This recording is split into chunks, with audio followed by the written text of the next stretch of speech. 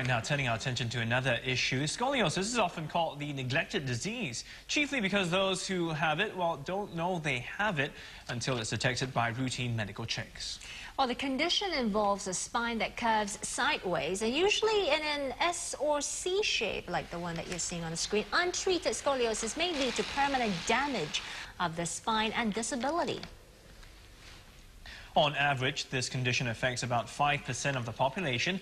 An interesting fact is that girls with scoliosis outnumber the boys 7 to 1. Traditional methods of treatment include wearing a back brace and in severe cases surgery, but recently a new method has come on the market and is using vibration. Guess you'd call it good vibrations. Okay, well, here to tell us more this morning about this new method are chiropractors Dr. Clayton Stitzel and Dr. Will Carlisle. Good morning, guys. Good morning. Thanks for having us.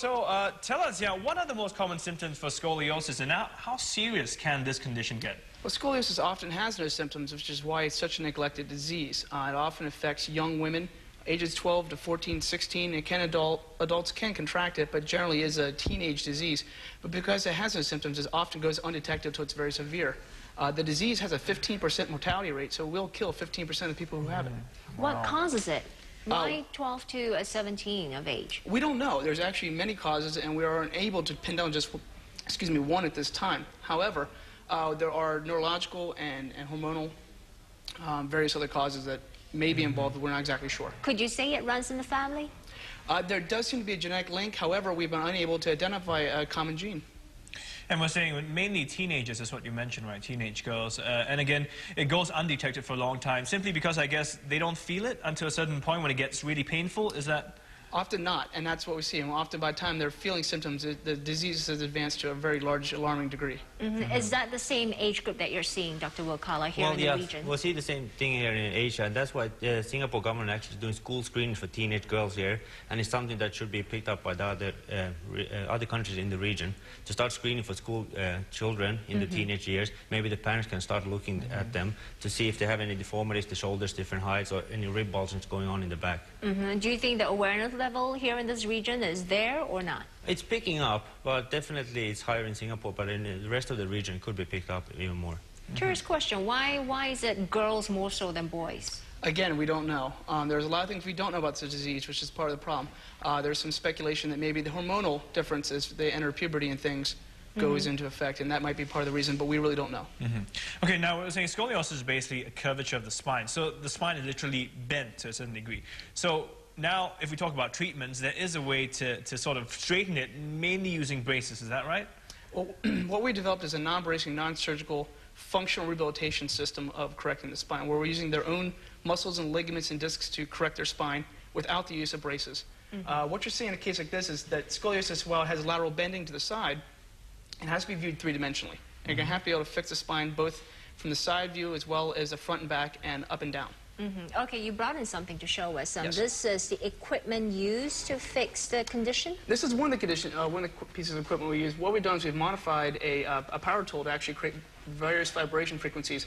And one vibration frequency it can actually relax the ligaments and discs, while the other will be used to relax the muscle spasms that are associated with it.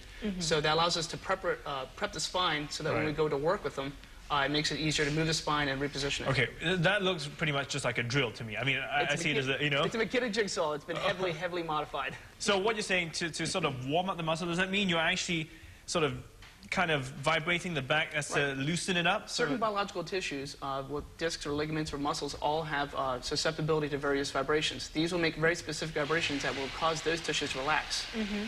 As you're able to relax these tissues, then you can go in and reposition the spine and then engage a patient in a rehabilitation program that will actually strengthen and hold in that new corrected position. Yeah, you can see that. And that's a patient currently being treated now. How long do you have to undergo this, tool?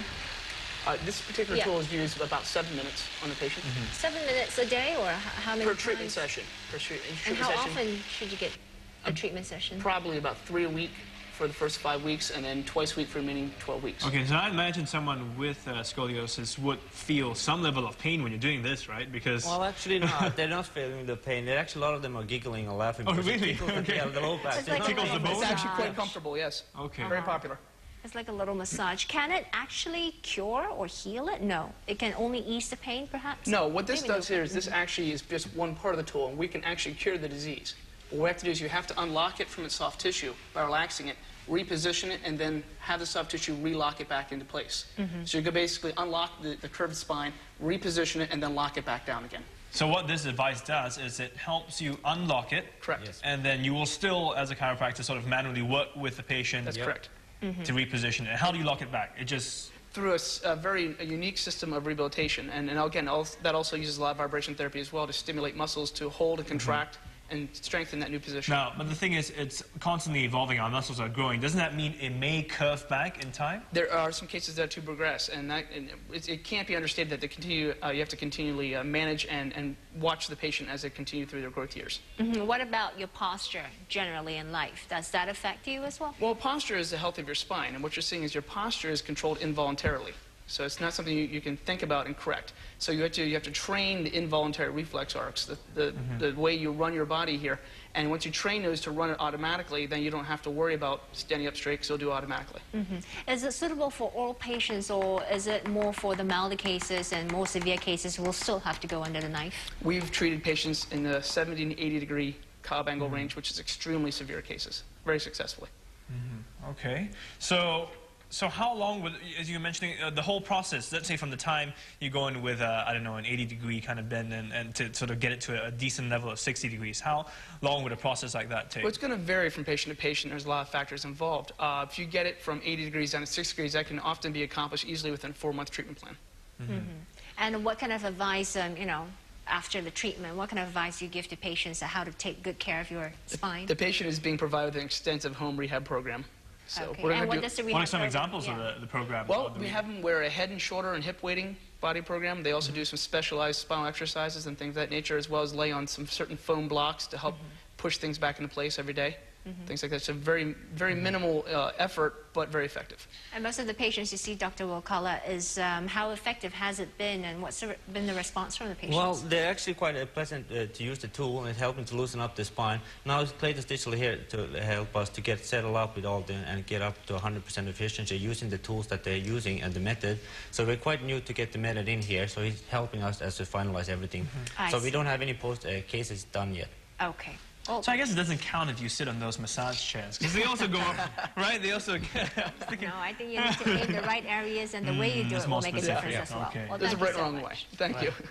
I've been talking to Dr. Wilcala and Dr. Clayton Stitzel on treating scoliosis using the vibration traction treatment. Now remember, this isn't an ordinary drill, so don't go take one you have at home and try it yourself. It doesn't quite work the same No, way. oh, you want to let the expert do Yeah, it, that's because right. touching the wrong muscles might just make you get more locked up, in a sense. I don't know. That's true.